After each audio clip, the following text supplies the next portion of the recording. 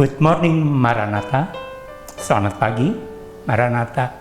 Sungguh kita bersyukur bahwa pada hari Senin ini kita boleh memulai kerja kita dengan juga merenungkan firman Tuhan.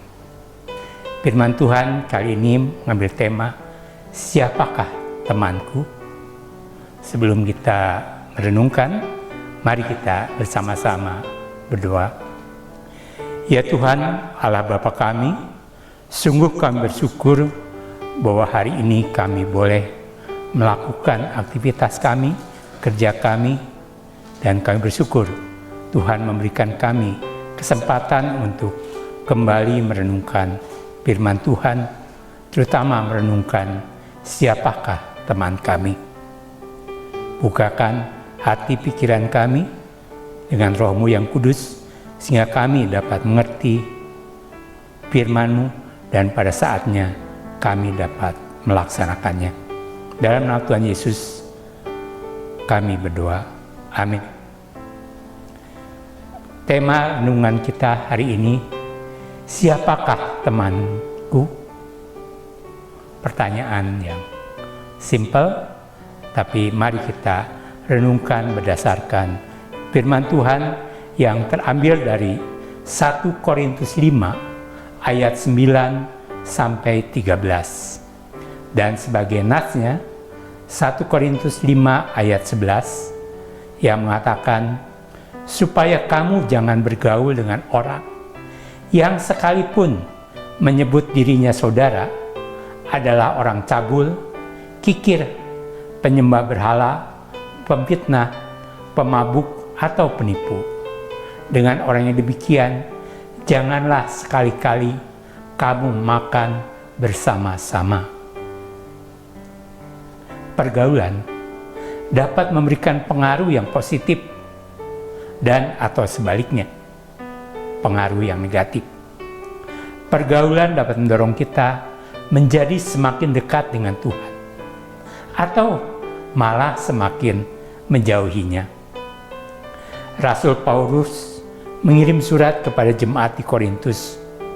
Surat itu berisi nasihat agar jemaat di Korintus berhati-hati dalam memilih teman dan bergaul. Paulus menyadari jika anggota jemaat ini salah dalam memilih teman, maka mereka akan kembali ke cara hidup lama mereka seperti ketika mereka belum mengenal Allah. Untuk mencegah hal itu terjadi, maka Paulus menulis larangan yang jelas dan tegas, mengingatkan jemaat di Korintus agar tidak kembali ke kehidupan lama mereka. Namun, ajakan Paulus ini bukan bertujuan menarik diri dari orang-orang yang dijumpai dalam kehidupan jemaat Korintus, melainkan sebuah ajakan untuk menjaga diri dari pengaruh yang buruk yang dapat diberikan dari orang yang mereka jumpai. Pesan dan peringatan Rasul Paulus ini juga tertuju kepada kita, mengingatkan kita agar tidak salah dalam memilih teman dan pergaulan. Jika kita sampai salah memilih, bukan tidak mungkin kita akan terseret di dalam kehidupan yang tidak berkenan kepada Allah. Oleh karena itu, pilihlah teman dan pergaulan yang baik dan benar. Bersaksilah pada mereka agar mereka mengenal Kristus dan jadikan hidup keseharian kita berkenan di hadapannya. Dengan siapa kita bergaul dan atau membangun hubungan akan berdampak, bahkan berpengaruh kuat terhadap kehidupan iman kita. Sebagai refleksi, pergaulan seperti apa yang telah membentuk hidup kita? Dan sebagai pertanyaan pendalaman, bila kita tidak pernah berteman dengan mereka, bagaimana mereka bisa diselamatkan? Satu refleksi dan pertanyaan pendalaman untuk kita bisa memilih teman dan menjadikan orang-orang sekitar kita jadi teman. Mari kita berdoa.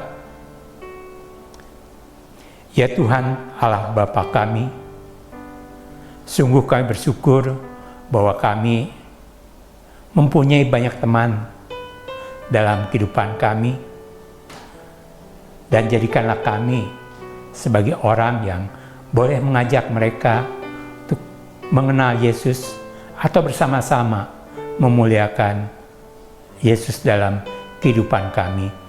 Tuhan, bila ada di antara teman-teman kami yang perlu kami juga selamatkan, Tuhan berikan kami kesempatan untuk memberitakan firman Tuhan, sehingga mereka pun boleh mengenal Tuhan dan juga mereka boleh diselamatkan.